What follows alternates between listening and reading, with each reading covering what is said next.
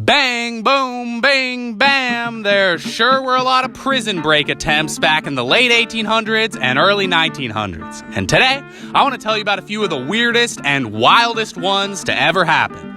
These are all 100% real prison escape stories that I found in some old newspapers. So let's start things off with an escape from a prison in Walla Walla, Washington back in the 1930s. The headline for this article reads, "Pet Cat Aids 8 Convicts to Escape." And the headline ain't exaggerating either. That's exactly what happened. A prisoner named Gerald Durning led a 21-month-long effort to dig a tunnel out of his jail cell, all with a cat named Bugs standing guard over the project. See, Bugs was the prison cat, allowed to just roam freely around the prison, brought into the building to help deal with a rat problem.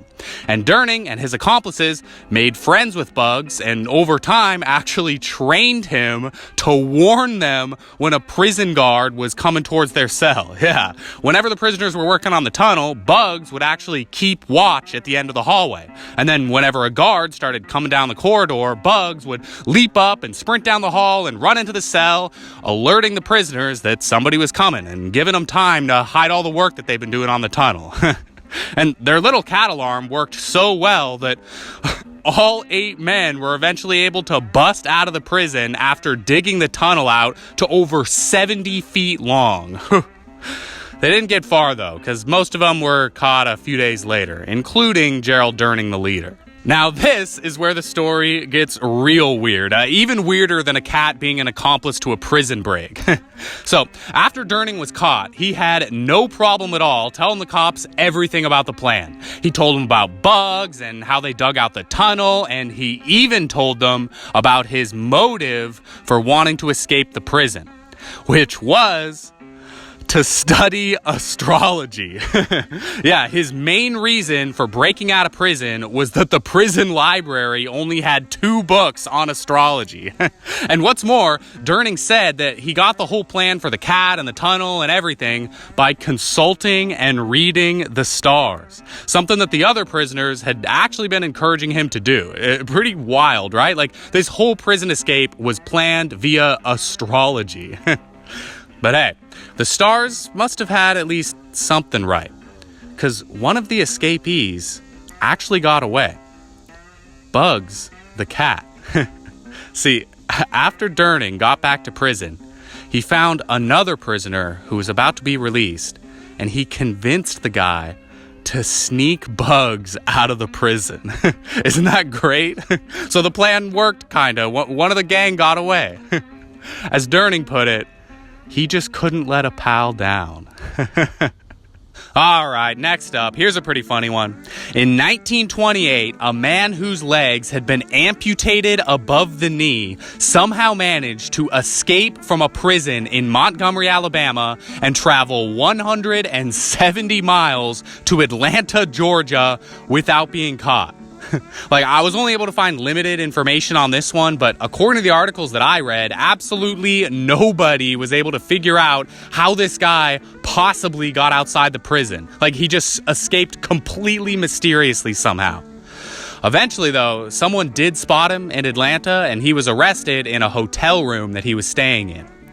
And when the cops asked him how on earth he managed to escape, he just looked him in the eye and told him that was his own particular business and not theirs. And as far as I can tell, to this day, he never spilled the beans on how he did it. He took the secret to his grave. All right, here we go. Next one. It is September 1939 in Joliet, Illinois. We are at the Stateville Penitentiary, and 3 inmates are currently sprinting towards the prison's outer wall, carrying a great big homemade ladder that they had built out of wire, lumber, and rope.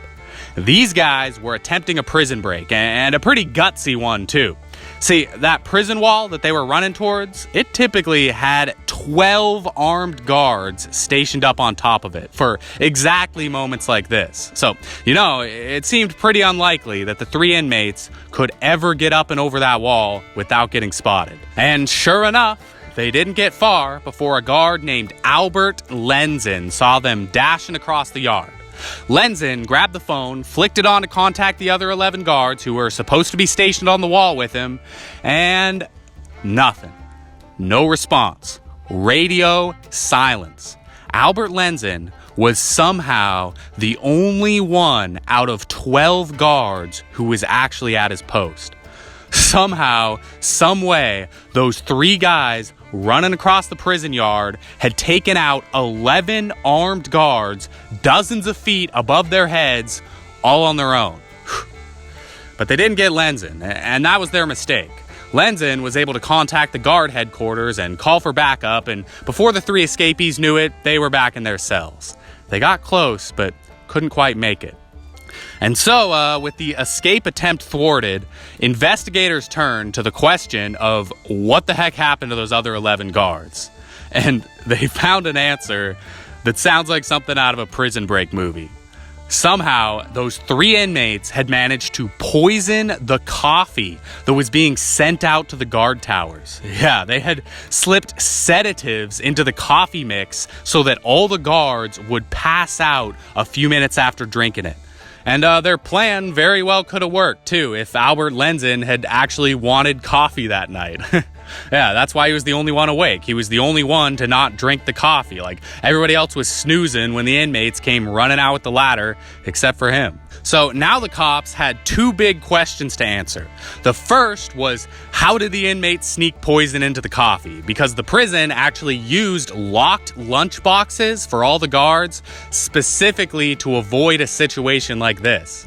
And the second question was, how the hell did 3 prison inmates get access to enough sedatives to knock out 11 people? And knock them out without killing them, too. Like, all 11 of the guards eventually completely recovered from the poisoning with no real lasting effects. Like, this wasn't like the inmates just put bleach in the coffee or something. Like, they somehow got access to drugs that would make the guards fall asleep specifically. The question of how they got that stuff was so confounding to the investigators that some of them even floated the idea that the prisoners might have extracted the poison from some kind of weed that was growing in the prison yard. Eventually, though, the answers to both of those questions would reveal themselves in the form of a man named Moy King Hong, a 35-year-old Chinese inmate who was serving out a life sentence in the prison for murder. You see, Moy was actually the secret 4th member of the escape team, and now he was willing to spill the beans about the plot because the other 3 had double-crossed and tried to abandon him, leave him out of the escape attempt. So one of the first things that Moy told the cops is that he worked in the prison kitchen, which right off the bat answers the first question as to how the poison got into the coffee. Moy just slipped it in before the lunchbox was locked up. The second question, though, where the prisoners actually got the poison from, that was a little bit more complicated. According to Moy, what they had been doing was stealing sedatives from the prison infirmary. But because the prison staff took very, very, very careful inventory of all the medication, they had to take just the tiniest little bit at a time, teeny, teensy little pieces, to make sure that nobody would notice. And they had to do this so slowly and so incrementally, taking just the tiniest little bits at a time, that it actually took 9 whole months of sneaking sedative out of the infirmary for them to gather enough poison to knock out all the guards. It's a pretty insane plan, right? And it might have worked if that one extra prison guard had just decided to drink his coffee that night. All right, let's jump on over to the Tennessee State Prison back in 1938. I love this one just because of the incredible mental picture that it paints. So the setup for this one is that a whole bunch of prisoners used some makeshift weapons, like this knife here, for example, to capture a few prison guards and other inmates. Then they took their hostages to the prison band room, tied them all up, and moved on to phase 2 of their plan, which was to build a ladder from scratch with wood and hammers and nails and everything. A construction process that would probably be pretty loud. So what the escapees did to cover the noise was to just hand random instruments to the guards and other inmates that they had tied up and demand that they start playing something. In later interviews, the hostages would mostly say that they had no idea whatsoever how to play any instrument, but that didn't matter. They were just forced to play whatever they could anyway, and out came probably the worst concert that anybody's ever heard. Like a bunch of scared, tied up guys trying to blow into a saxophone, no idea what they're doing, accompanied by the bang of hammers hurriedly building a ladder. Like, I wish someone had been in there with a little Zoom recorder or something. We could have the greatest art house record of all time.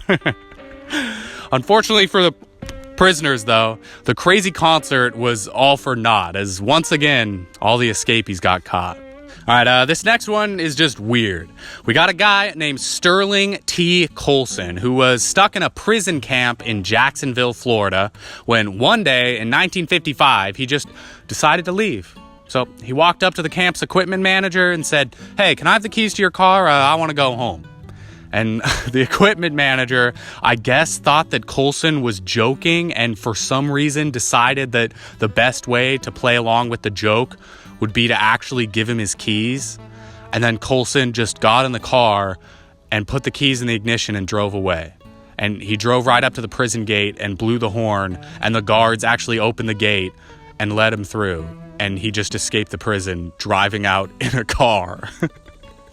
And the best part about this one is that this is also the most successful escape that we've talked about so far. Like, Colson disappeared for 6 months before he was arrested for forgery. Like, who knows how long he would have been on the lam if he didn't commit that other crime. Like, I guess sometimes it pays to just ask for what you want. All right, last one. Let's wrap this up with the most absolutely insane escape plan that I could find. This one happened in a prison in Chester, Illinois, back in 1953. One day, 2 inmates who worked in the prison kitchen were assigned to climb into the kitchen sewer and unclog the drain. And apparently, they just fell in love with unclogging the drain because those 2 prisoners actually volunteered to go back down there and unclog the drain again later in the day.